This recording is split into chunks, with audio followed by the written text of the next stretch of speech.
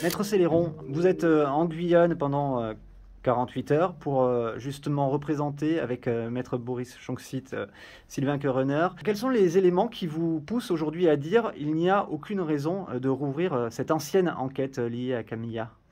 Nous, si vous voulez, notre discours, c'est faire du droit, rien que du droit. Et il y a des conditions bien spécifiques pour réouvrir une instruction pour des charges nouvelles. Et j'insiste bien sur des charges nouvelles. Nous estimons que dans cette affaire, qui date de 2006, soit il y a bientôt 16 ans, l'instruction a été assez erratique. Je vous rappelle qu'il y a une personne qui avait été d'abord accusée à tort et incarcérée à tort pour le meurtre de cette victime, et puis il avait été indemnisé, et puis plus tard notre client Sylvain Kerener avait été accusé, incarcéré, jusqu'à ce qu'un procureur finalement estime qu'il n'y avait pas de charge suffisante contre lui, et puis la chambre de l'instruction également, qui est intervenue en 2015, c'était déjà il y a 7 ans, a estimé dans un arrêt très motivé, qui effectivement, non seulement il n'y avait pas de charge suffisante impliquant M. Kerener dans ce meurtre, mais surtout qu'il y avait des éléments disculpants à son encontre, puisque les déclarations sur lesquelles était fondée sa mise en cause ont totalement été discréditées, invalidées, puisqu'elles étaient impossibles du point de vue factuel, du point de vue technique, du point de vue de la chronologie, etc. Aujourd'hui, 16 ans après les faits, on vient nous dire: tiens, il y a une affaire qu'on peut qualifier, que le procureur de la République, que le parquet général de Cayenne, qui qualifie d'analogue, de similaire, et cela suffirait, selon eux, à réouvrir une nouvelle instruction pour charge nouvelle. Une affaire où votre client a reconnu, en tout cas a procédé à des aveux, il est incarcéré pour cette affaire. Une jeune femme, alors excusez-moi peut-être des raccourcis, mais une jeune femme d'origine brésilienne, enceinte, en partie calcinée, ce ne sont pas des éléments suffisamment forts pour regrouper par rapport au modus operandi ou par rapport à des faits? Alors, dans la nouvelle affaire qui date de 2020 et puis de 2021, je suis soumis au secret d'instruction, donc je serai assez peu disert sur cette instruction. La seule chose que je peux vous dire, c'est qu'il n'y a pas de point d'analogie tel que le parquet général veut bien nous le faire entendre. On nous présente ces deux femmes comme étant d'anciennes petites amies de M. Kerener. C'est faux. D'ailleurs, il y en a l'une d'elles, celle de 2006, il n'a jamais même été établi qu'il les rencontrait un jour. On nous dit que ce sont des personnes d'origine brésilienne. Je ne sais pas quel est le pourcentage dans la population guyanaise des personnes d'origine brésilienne, mais ça me semble quand même assez léger pour réouverture, pour charge nouvelle. Quant à l'état, vous l'indiquiez, de la découverte des cadavres, là encore, je ne peux pas en dire trop, mais c'est très loin de ce qu'on dit dans le débat public, et les conditions ne sont absolument pas similaires. Mais j'en reviens toujours au fait que dans la première affaire en 2006, vous avez des éléments qui sont de toute façon techniquement incompatibles avec la culpabilité de M. Kerener. On peut réouvrir l'affaire, on peut faire des nouveaux actes d'investigation, on peut écrire des articles de presse, on peut faire ce que vous voulez, mais ça ne balayera pas ces déclarations qui étaient mensongères et qui ont été discréditées. On n'arrivera pas à régler ce problème initial, et Sylvain Kerener, dans ces affaires, restera innocent. Dernière question, c'est si jamais l'affaire est rouverte ce mardi, qu'allez-vous faire? Eh bien, on en tirera toutes les conséquences de droit, on verra bien quelle est la décision, selon la décision on verra bien comment elle est motivée, c'est-à-dire comment elle est argumentée avec les juges, mais sachez une chose, c'est que dans cette affaire, je parle de l'affaire de 2006, celle qui va nous occuper demain, Monsieur Kerener est combatif et il a mandaté ses avocats pour être combatif, et nous serons à ses côtés jusqu'au bout.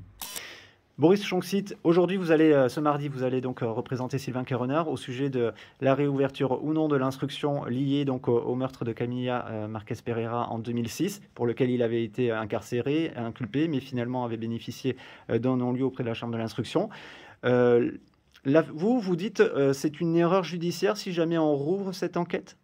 Ce que nous disons, c'est que le Code de procédure pénale est très clair sur les conditions qui permettent la réouverture d'une affaire. C'est-à-dire qu'il faut qu'il puisse démontrer l'existence de charges nouvelles. Le vocable charge nouvelle indique qu'il y ait à minima un élément nouveau. Or, ce que nous ne comprenons pas, c'est en quoi l'affaire dite Carena Gama de Souza est un élément nouveau susceptible d'éclairer la recherche de la vérité de l'affaire Camilla Marquez Pereira. Alors, on a bien compris quel était le support. C'est un raisonnement par analogie, mais c'est un raisonnement par analogie qui est doublement impropre, selon nous, à faire en sorte que l'autorité judiciaire réouvre la première affaire. Pourquoi ? Tout simplement parce qu'au premier chef, il y a beaucoup de contre-vérités qui sont dans le domaine public relativement aux relations qu'aurait pu avoir M. Queironer entre Camilla Marques Pereira et Karina Gama de Souza. Camilla Marques Pereira, donc l'affaire dite de 2006, rien n'est établi dans la procédure que M. Queironer ait pu avoir un lien social ou affectif avec cette victime-là. Donc il n'y a pas de rattachement personnel entre M. Queironer et Camilla Marques Pereira. C'est un élément qu'il est important de rappeler, puisque en effet, à l'inverse, Karina Gama de Souza était la petite amie de M. Queironer. Par ailleurs, on considère qu'il y aurait eu un mode opératoire similaire, ce que démentent les faits objectifs des deux procédures. Sans violer le secret de l'instruction, la dépouille mortelle de Mme Camilla Marques Pereira était partiellement calcinée, ce qui n'est absolument pas le cas de la dépouille mortelle de la défunte Karina Gama de Souza. Donc vous voyez que sur la base de fausses analogies, en tout cas d'un raccourci qui n'existe pas par rapport aux éléments objectifs des deux dossiers, eh bien on a pu considérer que tout cela faisait peut-être qu'il y avait une signature qui pourrait justifier, par un raisonnement que l'on qualifie d'analogique, la réouverture de la première affaire. Ce que ne permet pas le droit, d'une part parce que factuellement ça n'est pas établi, et que par ailleurs il faut quand même démontrer quel serait le corpus, la consistance, la matérialité de cet élément nouveau, de cette charge nouvelle.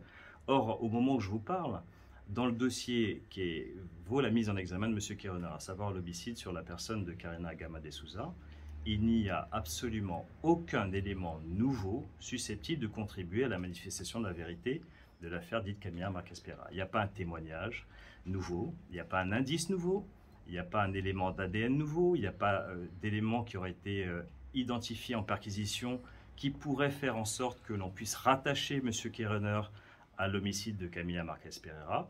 Donc en fait, en droit, il n'y a pas de charge nouvelle, ça va être tout le débat que nous aurons. Et ce que nous espérons, c'est que l'autorité judiciaire fasse du droit, ne soit pas soumise à ce qui se dit dans le débat public, à ce qui relève peut-être d'un esprit un peu délétère vis-à-vis de M. Queironer. Je ne veux pas en faire une victime, mais en tout cas, ce que je ne souhaite pas, c'est qu'il ne soit pas victime d'une erreur judiciaire. Il est dans quel état d'esprit votre client depuis son incarcération au mois de mai dernier? Il vous aura pas échappé que c'est la première fois que ces défenseurs prennent la parole. C'était un choix de notre part qui a été dicté par la position de M. Queironer, parce que nous voulions respecter la mémoire de la défunte Karina Gama de Souza. Pareil pour la mémoire de Camilla Marques Pereira. Nous savons que la douleur des victimes et de leurs proches était quelque chose de prégnant. Nous n'avons pas voulu interférer dans le débat public. Si nous prenons la parole aujourd'hui, c'est parce que nous avons un rendez-vous judiciaire. Nous avons fait donc le choix de ne pas participer à ce déballage médiatique, qui est quelque chose qui est parfois attentatoire à la présomption d'innocence, alors même que nous avons senti que dans le domaine public et dans le débat public, il y avait des accusations qui étaient formulées contre lui, qu'il y avait des présomptions qui étaient faites, qui auraient pu appeler de notre part une réaction immédiate épidermique. Ça n'était pas notre choix, c'était un choix de responsabilité, c'était un choix de dignité.